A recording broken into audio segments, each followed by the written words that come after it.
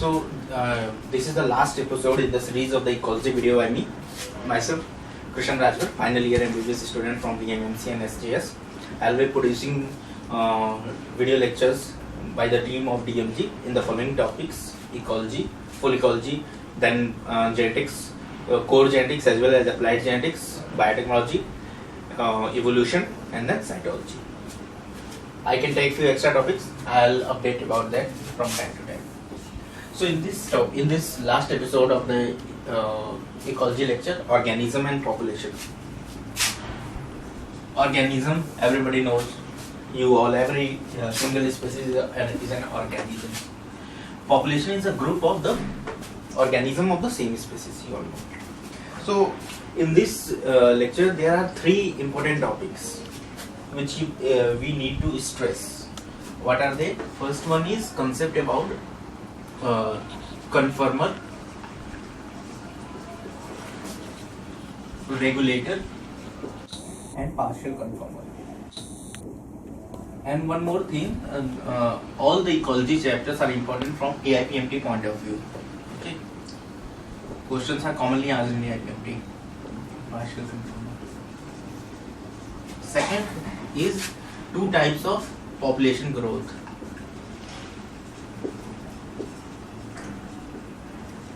Population growth curve, questions यहाँ से भी आता है.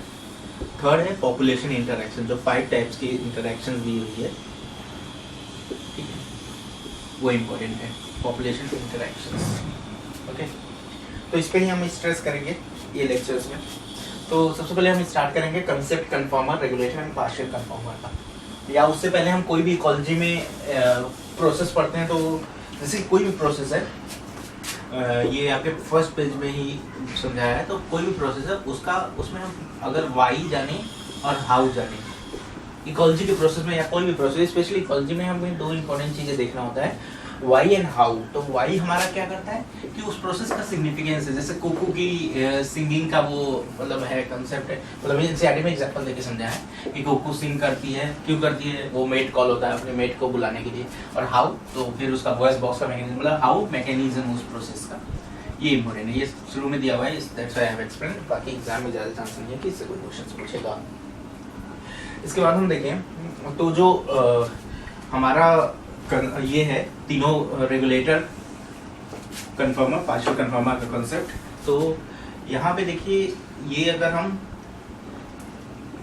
इंटरनल इन्वायरमेंट, मतलब उस ऑर्गेनिज्म के अंदर क्या हो रहा है, ठीक है, ठीक है, इंटरनल इन्वायरमेंट जिसको फिजियोलॉजी भी बोल सकते हैं उसकी इंटर.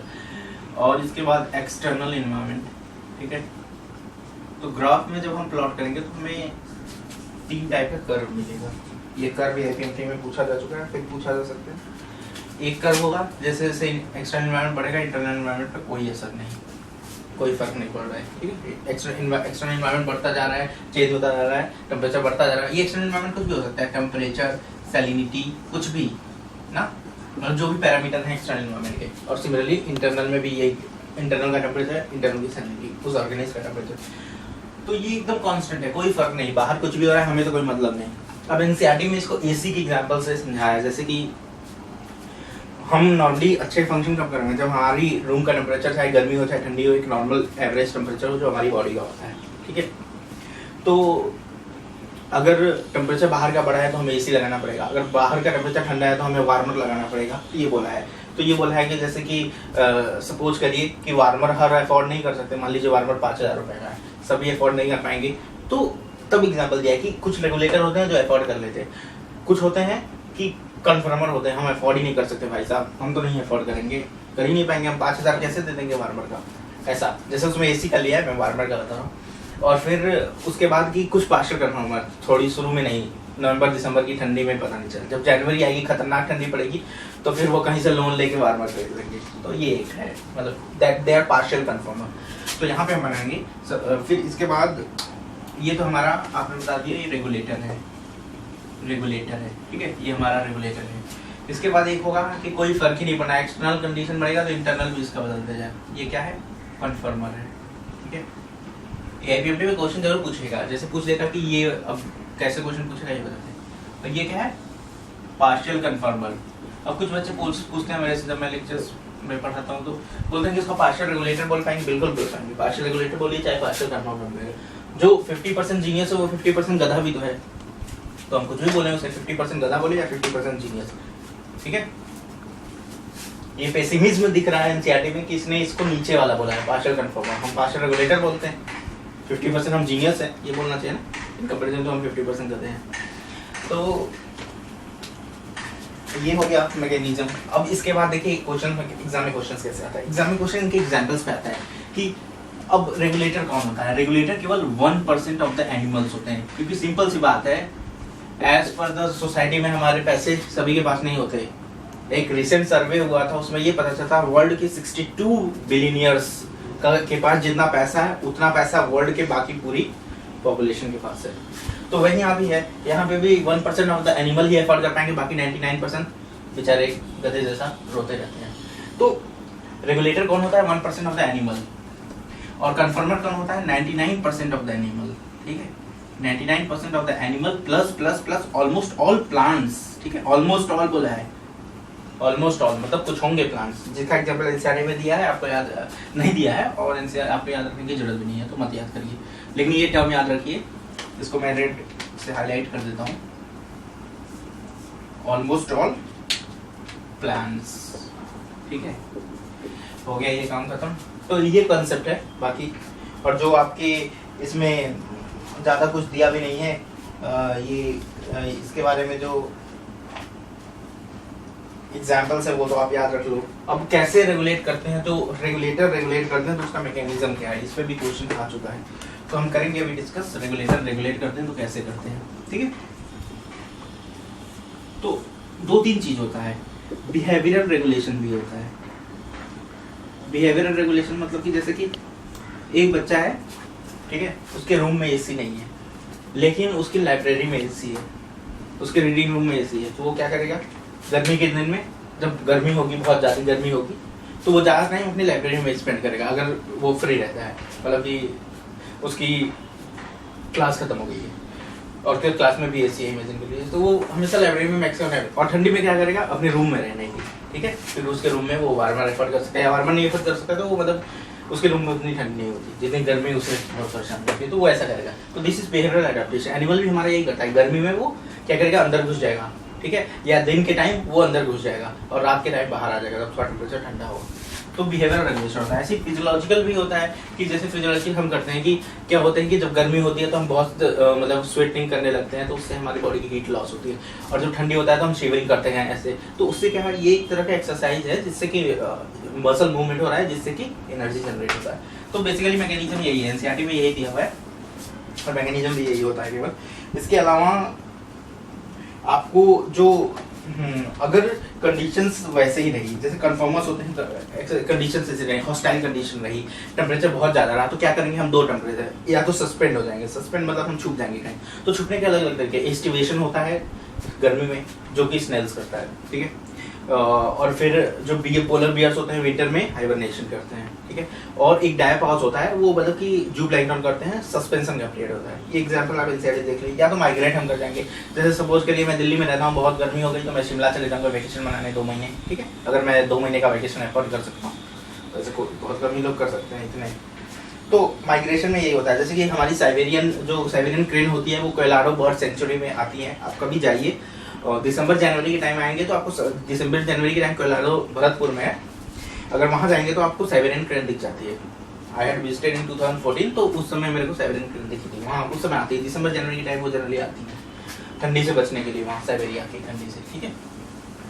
अब एक और चीज़ है कि जैसे कि वो आती हैं, मम्मी आई, फिर बच्चे को कैसे याद आता है कि इसी रास्ते से जाना है, तो ये उनमें एडेप्टेशन होता है। तो ये उनकी जेनेटिक्स में आ गया, प्लस वो अपने बच्चों को सिखा भी देते हैं कि बेटा कैसे जाना है। साइबेरिया से यहाँ कितना 1000 ऑफ किलोमीटर्स है, तो भरतपुर तक आती है तो कैसे आती है, तो वो मतलब ये जेनेटिकली ट्रेनिंग, मतलब प्लस ये उनकी ट्रेनिंग होती है, मतलब उनकी बच्चों को उनके पेरेंट्स सिखा देते हैं। मतलब ये सब जैसे कि था वो बहुत प्रिमिटिव लेवल पे होता है उनमें, क्योंकि वो एडवांस स्पीसीज नहीं है ह्यूमन की तरह, जितना एडवांस ह्यूमन, जितना कॉम्प्लेक्स ह्यूमन है उतना नहीं सिखाते, लेकिन वो बिल्कुल सिखाते हैं। उनके लेवल पे भी यही होता है कि नहीं तो फिर पेरेंट्स उनके 4000 किलोमीटर चल के आए, फिर चले गए, और फिर वो कैसे आ जाते हैं इंसान, तो वो सब उनकी जेनेटिक्स में भी प्लस होता है कुछ, प्लस वो उनके पेरेंट्स उन्हें ट्रेन करते हैं, ये चीज़ होता है, ठीक है, ये चीज़ होता है। इसके बाद एडाप्टेशन की जो बात है, एडाप्टेशन क्या होता है? एडाप्टेशन मतलब किसी भी कंडीशंस में रहने का के लिए हम कितने अडाप्ट होते हैं, ठीक है, यही है एडाप्टेशन। तो एडाप्टेशन अलग अलग होता है, ये होता है एक तो एडाप्टेशन, जैसे एडाप्टेशन प्रिकॉशन बस एक दो ही आए हुए हैं और आते हैं बहुत कम है, बेसिकली रेगुलेटर का नंबर। एडाप्टेशन में क्या होता है? एडाप्टेशन 3 टाइप के होते हैं। एक मॉर्फोलॉजिकल एडाप्टेशन होता है, मॉर्फोलॉजी उसकी बदल जाएगी, जैसे प्लांट है तो डेजर्ट में रहना है तो उसके जो स्टेम्स हैं वो ठीक हो जाएंगे, ठीक है, वो फोटोसिंथेसिस करेंगे, उसकी लीव्स स्पाइन बन जाएगी। मॉर्फोलॉजिकल होता है, एक बिहेवियरल होता है। बिहेवियरल एडाप्टेशन में जैसे गर्मी में वो बच्चा क्या था, गर्मी में वो बच्चा रीडिंग रूम में चला जाता था क्योंकि उसके रूम पे एसी नहीं था, ठीक है, और ठंडी में क्या था, अपने रूम पे रह पाता क्योंकि उसका रूम इतना गर्म रहता था, या वो बार बार एफोर्ड कर सकता था 1000 रुपये का कंपेयर टू एसी 30,000 की नहीं एफोर्ड कर पाता। तो मॉर्फोलॉजिकल हो गया, बिहेवियरल एडाप्टेशन होगा, और एक टाइप और एडाप्टेशन होती है फिजियोलॉजिकल, ठीक है। तो फिजियोलॉजिकल क्या है, जैसे कि सपोज करिए फिजियोलॉजिकल एडाप्टेशन, जैसे फिजियोलॉजिकल एडाप्टेशन में मतलब कोई बंदा अगर हाई एल्टीट्यूड्स पे जाता है तो उसकी वहाँ के एयर में ऑक्सीजन कम होता है। जैसे फिजियोलॉजिकल में आप एग्जाम्पल, बहुत इंपॉर्टेंट है ये, एग्जाम में पूछता, हाई एल्टीट्यूड्स पे चला जाता है तो क्या होता है, वहाँ की एयर लेस ऑक्सीजन डेंस है ना, वहाँ के एयर में लेस ऑक्सीजन है, तो क्या होगा, हमारा रेस्पिरेटरी रेट बढ़ जाएगा, ठीक है, रेस्पिरेटरी रेट बढ़ जाएगा। तो मान लीजिए हम एक मिनट में 15 मिनट लेते थे सांस, तो अब 20 बार लेंगे, एक मिनट में 15 बार लेते थे तो अब 20 बार लेंगे, तो क्या होगा, हम कम ऑक्सीजन है, हमारे पास 0.1 ही ऑक्सीजन, पहले 0.3 मान लीजिए यूनिट था, एक बार में हम 0.3 यूनिट ले पा रहे थे, अब 0.1 ही ले पाएंगे, तो हम क्या करेंगे, नंबर बढ़ा देंगे ताकि उनको ऑक्सीजन मिल जाए, उनको ऑक्सीजन मिल जाए। तो इसमें क्या होता है, रेस्पिरेटरी रेट बढ़ जाता है, आरबीसी काउंट बढ़ जाता है, ठीक है, आरबीसी काउंट बढ़ जाता है, ठीक है, आरबीसी काउंट बढ़ जाएगा तो क्या होगा, ऑक्सीजन। जब आप फर्स्ट ईयर एमबीबीएस में आओगे तो आपको फिजियोलॉजी में प्रैक्टिकल करना पड़ता है, तो आप आरबीसी काउंट कैलकुलेट करते हो, न्यूबर्ग्स चैम्बर ब्लड सैंपल लेके, तो उसमें अगर कोई आपका बैचमेट है हिली एरिया से आया तो उसका देखना कंपेरेटिवली, जैसे वो हिमाचल में रहा है या काफ़ी हिली एरिया में बहुत लंबे टाइम तक रहा है, तो उसका आरबीसी काउंट नॉर्मल से बहुत ज़्यादा होता है, ऑलमोस्ट ट्वाइस होता है, ऑलमोस्ट। तो ये आप देखिएगा, आप उस समय देखोगे तो ये रेस्पिरेटरी रेट, आरबीसी काउंट बढ़ जाता है। इसके बाद एफिनिटी भी बढ़ जाता है, एफिनिटी मॉलिक्यूलर लेवल पे रेगुलेट हो रहा है, जो आरबीसी की मेम्ब्रेन प्रोटीन्स होती है, स्पेक्ट्रिन एंड कायरिन, बेसिकली आप जब मेडिसिन पढ़ोगे हायर लेवल पढ़ोगे तो इसका है, लेकिन अभी ये याद रखो एफिनिटी बढ़ जाता है। अब बच्चा पूछेगा एफिनिटी कैसे बढ़ेगा, एंकायरिन स्पेक्ट्रिन जैसे प्रोटीन वो molecular mechanism, that is beyond your scope, affinity of RBC towards O2 ऐसे करके बढ़ जाता है, ठीक है, ये सर। तो ये एडाप्टेशंस का कांसेप्ट हो गया।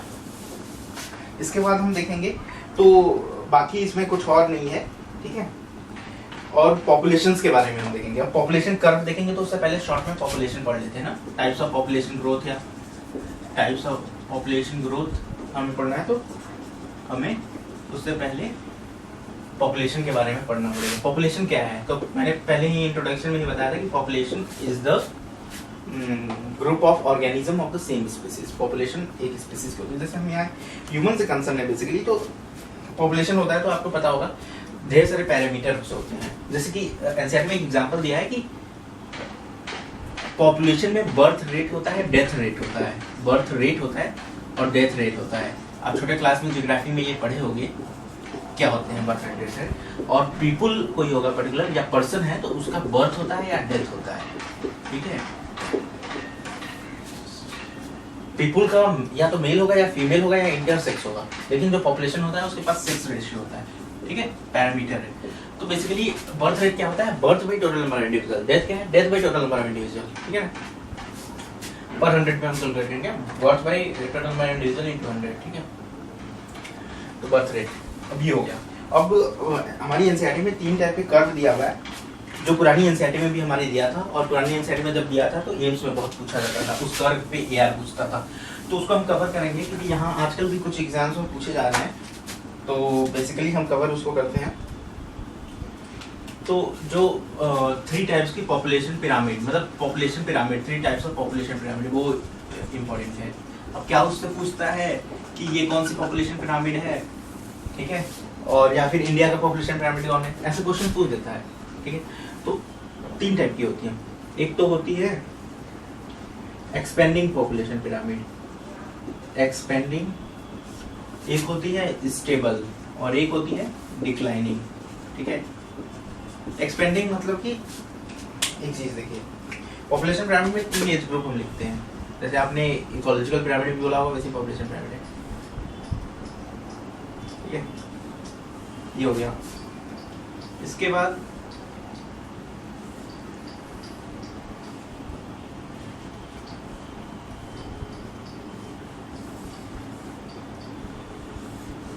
ऐसे लिख लीजिए, एक्सपेंडिंग मतलब क्या होता है कि बेसिकली एक्सपेंडिंग मतलब कि जो ये देखिए, ये जो सबसे नीचे है, नीचे से ऊपर जाएंगे हम, तो ये प्री रिप्रोडक्टिव होगा, मतलब ये बच्चे हैं, ये रिप्रोडक्शन अभी नहीं कर सकते, ये रिप्रोडक्टिव एज ग्रुप होगा 15 से 49 वाला। ठीक है, जो रिप्रोडक्शन कर सकता है, और ये पोस्ट रिप्रोडक्टिव होगा। ठीक है, या ओल्ड पॉपुलेशन बोलते हैं। ठीक है, पोस्ट रिप्रोडक्टिव। ठीक है, मतलब 49 से ऊपर, 49 से जितना लाइफ एक्सपेक्टेंसी। हमारी कंट्री, हमारी इंडिया की लाइफ एक्सपेक्टेंसी अभी एवरेज इंडियन 64 ईयर्स तक सर्वाइव करता है। ये थोड़ा याद रखिएगा, आप PMCK में पूछ सकते हैं। तो ये एक्सपेंडिंग है, एक्सपेंडिंग क्यों बोल रहे हैं इसको पता है? क्योंकि प्री रिप्रोडक्टिव हमारे सबसे ज्यादा है कंपेयर टू द पॉपुलेशन ना। बाकी सेक्शन के देखिए सबसे ज्यादा हमारे प्री रिप्रोडक्टिव ही है ना। तो क्या है प्री रिप्रोडक्टिव मतलब कि हमारी अब ये कुछ टाइम बाद 9-10 साल बाद जो 14 ईयर से नीचे हैं वो 10 साल और 24 साल के होंगे, तो वो रिप्रोडक्शन करेंगे। तो हम ये एक्सपेक्ट करते हैं ये पॉपुलेशन अभी एक्सपेंड करेगी। ठीक है, बढ़ेगी। अब ये कौन सा कंट्री होता है? जैसे कि अफगानिस्तान है, मतलब जो लीस्ट डेवलप कंट्री होते हैं वो सब है ये। और हमारा कंट्री, और ये देखिए ये प्री रिप्रोडक्टिव और रिप्रोडक्टिव ऑलमोस्ट सेम है, तो मतलब कोई खास डिफरेंस नहीं, पॉपुलेशन रेट वही रहेगा जो है। तो ये हमारी इंडिया की कंडीशन है अभी। ठीक है, पूछता है इंडिया से बना। डिक्लाइनिंग क्या है? ये हमारी डेवलप्ड नेशन है, जैसे कि जापान है और ये है। तो इसमें क्या है, प्री रिप्रोडक्टिव कम है कंपेयर टू रिप्रोडक्टिव। कुछ साल बाद, 10 साल बाद जब ये प्रोड्यूस करने की टाइम आएगी तो ये बोलेंगे कि हम तो उतने हैं ही नहीं, कर ही नहीं सकते, तो इनकी पॉपुलेशन डिक्रीज करेगी, इनकी पॉपुलेशन कांस्टेंट रहेगी, इनकी पॉपुलेशन बढ़ेगी, मतलब पॉपुलेशन ग्रोथ। ठीक है, तो doing with this now coming to, अब एक और चीज टर्म जो बोलते हैं हम छोटे क्लास में ज्योग्राफी में पढ़े हुए हैं 8-9 में, उसको एक बार रिकॉल करेंगे। 4 टर्म्स हम यूज करते हैं पॉपुलेशन के सेंस में। ठीक है, पॉपुलेशन ग्रोथ से पहले हमें वो करने की जरूरत है। ठीक है, तो 4 टर्म है। एक होता है नेटेलिटी, नेटेलिटी। ठीक है, एक होता है मोर्टेलिटी, एक होता है इमिग्रेशन, इमिग्रेशन, एक होता है इमिग्रेशन। ठीक है, 4 टर्म होता है। तो बेसिक फंडा है आपके एनसीईआरटी में दिया हुआ है। नेटिलिटी मतलब कि बेसिकली कितने बंदे आ रहे हैं। ठीक है, number of office produce doing a particular period. देखिए ये सब जितने चारों पैरामीटर हैं हम एक चीज कांस्टेंट मान के चलेंगे, पर्टिकुलर प्लेस है हमारा, पर्टिकुलर टाइम है, मतलब कि प्लेस, टाइम और पॉपुलेशन कांस्टेंट हम लेंगे। हम बोल दिए कि भाई हम अंसारी नगर ईस्ट के पॉपुलेशन लेंगे, कब लेंगे? 2016 में लेंगे। ठीक है, तो हो गया हमारा प्लेस, हमारा हो गया पॉपुलेशन हो गया, और अब हम कितना पॉपुलेशन लेंगे कि अंसारी नगर वेस्ट की पॉपुलेशन जितनी भी होगी वो, तो पर्टिकुलर प्लेस, पॉपुलेशन और टाइम कांस्टेंट करके हम मानेंगे नेटिलिटी कितने नए लोग आए हैं उस पॉपुलेशन में, पर्टिकुलर प्लेस, टाइम और ड्यूरेशन में, पॉपुलेशन में। मोर्टेलिटी कितने लोग मरे। इमिग्रेशन और इमिग्रेशन बच्चे कंफ्यूज करते हैं, ये आई वाला है, ई वाला है। तो आई, ठीक है ना, कोई आई, हिंदी में जाइए आई, वो आई, आई मतलब हमारे पास आई ना, नहीं तो गई होती तो गई बोलते। तो आई मतलब कि कितने लोग आए उस पर अंसारी नगर वेस्ट की पॉपुलेशन में, एक पर्टिकुलर टाइम, एक पर्टिकुलर प्लेस हो गया, एक पर्टिकुलर पॉपुलेशन है अंसारी नगर वेस्ट का, टाइम और पॉपुलेशन में, मतलब एक पर्टिकुलर टाइम ड्यूरेशन में कितने लोग आए, नंबर ऑफ पीपल कमिंग। ठीक है, तो ये इमिग्रेशन होगा। इमिग्रेशन कितने लोग गए, यहाँ से कितने लोग गए, कहीं भी जा सकते हैं, कंट्री से बाहर जा सकते हैं, दूसरे एरिया में जा सकते हैं, तो वो ये होगा। ठीक है, तो आपको पता है पैदा होंगे तो हमारी पॉपुलेशन बढ़ेगी, मरेंगे तो हमारी पॉपुलेशन घटेगी, इमिग्रेशन जाएंगे तो हमारी पॉपुलेशन घटेगी, या इसको माइनस से कर लो, आपके एनसीईआरटी में माइनस दिया हुआ है तो इसको माइनस, और आएंगे तो पॉपुलेशन बढ़ेगी। ठीक है, तो एक फ्लो चार्ट है आपके एनसीईआरटी में, आप देख लीजिएगा। ठीक है, तो मतलब बहुत अच्छे से बनाया हुआ है, उससे आपको समझ में आ जाएगा। अब ग्रोथ कर्व के बारे में बोलते हैं। तो बेसिकली ग्रोथ को एक्सप्लेन करने के लिए दो कर्व बनाए जाते हैं, ठीक है। दो टाइप की मॉडल होती है ग्रोथ मॉडल, कभी ग्रोथ मॉडल ये फॉलो होगा, कभी ग्रोथ मॉडल दूसरा फॉलो होगा। तो जो ग्रोथ कर्व है दो टाइप की, ये एनसीईआरटी में दिया हुआ है और एग्जाम में बहुत पूछता है, ठीक है। और ये थोड़ा लॉजिकल है, आपको समझना पड़ेगा अंडरस्टैंडिंग पॉइंट ऑफ व्यू से, मतलब आपको अंडरस्टैंड करना पड़ेगा, तभी आप आंसर कर सकते हो, नहीं तो आपके गलत करने के बहुत ज़्यादा चांस होते हैं इसमें। तो दो ग्रोथ मॉडल होता है, मैं साइमल्टेनियसली बताऊंगा ताकि इजीली आप समझ सको। एक है एक्सपोनेंशियल मॉडल। एक्सपोनेंशियल मॉडल, तो आपने एक्सपोनेंशियल सीरीज पढ़ी होगी स्कूल टाइम में मैथमेटिक्स में, अगर आपने 11th 12th में मैथ्स ऑप्ट भी किया होगा, बायो के साथ नहीं ऑप्ट किया है तो मैं समझाता हूँ एक्सपोनेंशियल मॉडल। और एक होता है लॉजिस्टिक मॉडल, ठीक है। 2 से 4, 4 से 8, 8 से 16, 16 से 32, 32 से 64, मतलब स्क्वायर रूट में स्क्वायर हो रहा है। तो this is exponential series. Logistic से क्या होता है, जैसे 1 2 3 4 5 ऐसे, दैट इज लॉजिस्टिक। तो एक्सपोनेंशियल क्या होता है, एक्सपोनेंशियल बहुत हाई रेट पे बढ़ेगा, ठीक है। अब इसके लिए कर्व कौन से बनाते हैं, जैसे यहाँ हमारी टाइम था, यहाँ हमारी पॉपुलेशन थी, अचानक से ग्रोथ हमारी ऐसे हो गई, ठीक है, एक्सपोनेंशियल ग्रोथ बोलते हैं, ठीक है। इसके लिए जो टर्म हम यूज करते हैं NT equal to N not ERT, ठीक है। R क्या है, रेट है, रेट क्या होता है, बर्थ माइनस डेथ। अगर हम इमिग्रेशन में ले सकते हैं, T टाइम है, E तो एक्सपोनेंशियल कौन सा है, N नॉट इनिशियल पॉपुलेशन, शुरू में पॉपुलेशन कितनी थी हमारी स्टडी करने से पहले, NT है स्टडी के बाद एक पर्टिकुलर टाइम है, पॉपुलेशन है time T, population time T, ठीक है। तो कभी ये इक्वेशन पे भी आ सकता है, तो आपने मैथ बेसिक फिजिक्स में आपने ये लॉगरिथम पढ़े हैं तो उससे सॉल्व कर लीजिएगा अगर आएगा तो, वैसे चांस कम है ये देंगे नहीं, ठीक है। और बाकी इसमें क्या है, इसमें एक है कि R की जो वैल्यू होती है हर स्पीसीज के लिए अलग अलग होती है। वैसे तो आज तक PMT में नहीं पूछा है, लेकिन मैं एक्सपेक्ट कर रहा हूँ पिछले 6 सालों से, जब मैं खुद प्रिपेयर करता था 2011 में, तो मैं खुद एक्सपेक्ट करता था आएगा, और आज तक एक्सपेक्ट करता हूँ कि आएगा, लेकिन आया नहीं, ठीक है। ये PMT में कभी नहीं आया, स्टेट में शायद एक बार एक R की वैल्यू पूछा था, तो केरला वाला में साउथ इंडिया PMT में 2012 के आसपास।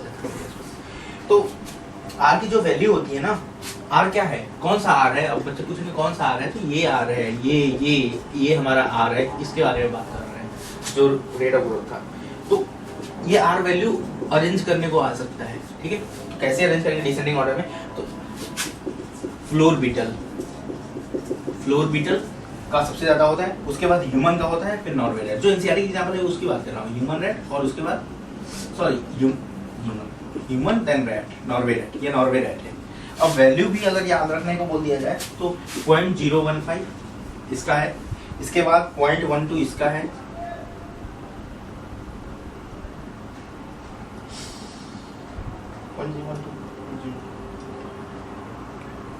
इसका 0.02 है, लेट मी क्लियर, हाँ 0.02 और पॉइंट कुछ ऐसे, मतलब आपका ये ऑर्डर है, एक और है, ठीक है, ये ऑर्डर है, ठीक है। ये आपको याद रखना पड़ेगा, याद रख सकते हो सकता है कभी पूछते, न्यूमेरिकल वैल्यू भी आपको याद रखना पड़ सकता है, मतलब पूछ लेगा एग्जाम में, ठीक है। अब इसके बाद 0.12, 0.02 और 0.015 ऐसा है, ठीक है। इसके बाद दूसरा जो कर्व है लॉजिस्टिक्स वाला, वो मतलब लॉग से रिलेशन है कुछ, ठीक है। लॉजिस्टिक जो कर्व है, इसमें हम क्या देखेंगे कि लॉजिस्टिक ग्रोथ, तो जनरली एक्सपोनेंशियल ग्रोथ कब होता है, जब हमारे पास रिसोर्स अनलिमिटेड हो, खाने पीने की एकदम आराम से कंडीशंस, कोई डिजीज ना हो, कोई रिसोर्स की कमी ना हो, तब। और वो नेचर में नहीं होता, नेचर में हमेशा कॉम्पिटिशन्स होता है। तो लॉजिस्टिक ग्रोथ कब होगा, जब हमारा एक लिमिटेड कंडीशंस होगी, एक मतलब जो नॉर्मल, ये नॉर्मल कंडीशंस है, हमारा नॉर्मल है, ठीक है। तो इसको क्या बोलते हैं ना, इसको VPLG ग्रोथ बोलते हैं। कौन सा, VPLG। इसका VPLG का फॉर्म है वर्हुस पर लॉजिस्टिक कर्व, वरहाउस पर लॉजिस्टिका, बीपीएलजी, ठीक है। अब इसको एक्सप्लेन कैसे करते हैं, dN by dt, ये लॉग का टर्म आ गया ना, आप लॉग में भी पढ़े हो बेसिक फिजिक्स में, dN by dt equal to Rn, R क्या है, रेट, वही R जो वहां पे था सेम है, Rn तो K minus N by K, ठीक है।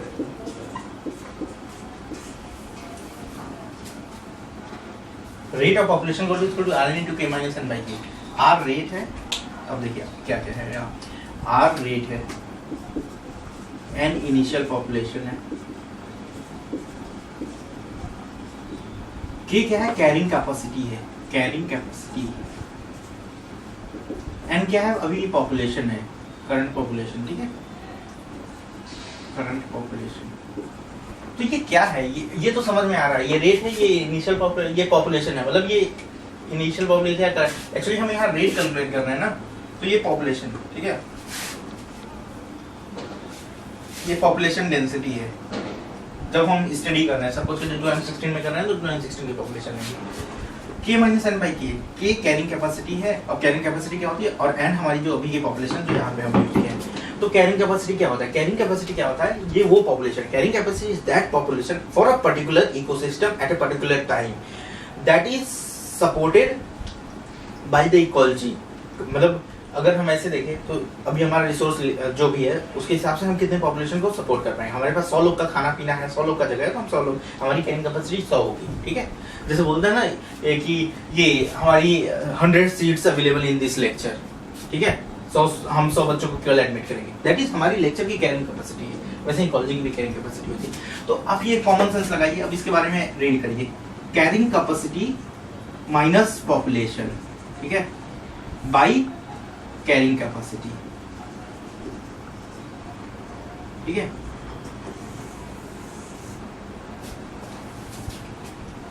कैरिंग कैपेसिटी से ज्यादा पॉपुलेशन जो है, ठीक है, कैरिंग कैपेसिटी हमारा पूरा हो गया। अब उसके ऊपर हमारी अगर कोई पॉपुलेशन है, कितनी है, मतलब कि कैरिंग कैपेसिटी मान लीजिए हमारा 100 का था, हमें 112 बच्चे आ गए, तो 12 जो एक्स्ट्रा है क्या करेंगे, जो कैरिंग कैपेसिटी वाले जो 100 लोग थे उनके रिसोर्स में उंगली करेंगे, उनकी सीट पे बैठने की कोशिश करेंगे, ठीक है, तो ठीक है, उनके लिए जो समोसा होगा वो खाने की कोशिश करेंगे। तो ये क्या है, ये बेसिकली उनके लिए क्या है, रेसिस्टेंस है। तो इसको हम बोलते हैं एनवायरमेंटल रेसिस्टेंस, एनवायरमेंटल रेसिस्टेंस, ठीक है, बेसिकली ये एनवायरमेंटल रेसिस्टेंस है हमारा। तो इसको हम ऐसे भी लिख सकते हैं, K minus N by K, या इसको ऐसे लिख दीजिए 1 माइनस N बाई K। मैं ये क्यों बकचोदी कर रहा हूँ इतना, क्या पर्पस है, BHU 2011 का क्वेश्चन एम्स में एक बार आ चुका है, कई PMTs में और भी आए हैं कि ये वहाँ वो पूछता है कि इस इक्वेशंस में ये क्या है, बस नहीं आता तो नहीं आता, और कॉमन सेंस लगेंगे तो सॉल्व करेंगे कि एनवायरमेंटल रेसिस्टेंस है, कितना एनवायरमेंटल रेसिस्टेंस आ रहा है। तो बाकी यही है, और इसको VPLG कर्व बोलते हैं, कभी कभी लॉजिस्टिक ग्रोथ की जगह VPLG ग्रोथ भी बोल सकते हैं, या VPLG कर्व भी बोल सकते हैं, ठीक है। अब एक और होता है कि रिप्रोडक्शन स्ट्रेटजी, मतलब कि एनसीईआरटी में आपके इसी ग्रोथ कर्व से रिलेशन में दिया है कि रिप्रोडक्शन स्ट्रेटजी के बारे में बोला है कि मतलब रिप्रोडक्शन स्ट्रेटजी जो होता है वो अलग अलग ऑर्गेनिज्म का अलग अलग होता है। तो सिंपली 4 तरह की होती है। Breed once in life time, एक बार बस ब्रीड करेंगे। अब आपने 12th के शुरू के चैप्टर में नीला कुरंजी और इन सब का पढ़ाया कि जो 6 साल में करते हैं ऐसे ऐसे करके।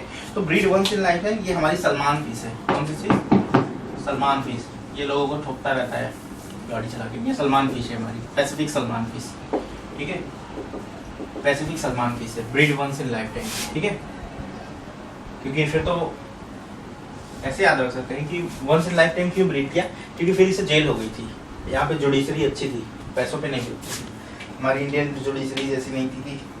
If you have money then you can manipulate judiciary also. Breed once in life time, ठीक है। तो यहाँ पे इसे जेल हो गई थी सलमान को, ये भी यहाँ वहाँ पे भी बेचारे स्ट्रीट्स वालों को ठोक दिया, तो इसलिए इसे जेल हो गई, तो ये एक ही बार कर पाया। अब breed once in life time के बाद जो नेक्स्ट है breed many times. Breed many times, सब ब्रीड हम ह्यूमन ब्रीड मेनी टाइम्स करते हैं आराम से। तो इसके लिए नहीं तो आपके भाई बहन नहीं होते। मोस्ट बर्ड्स हैं मैमल्स, ठीक है, हम मैमल्स हैं, मैमल्स ब्रीड मेनी टाइम्स। अब एक है कि large number of small size of springs, ये देखिए large number of small size of spring, बहुत ढेर सारी स्मॉल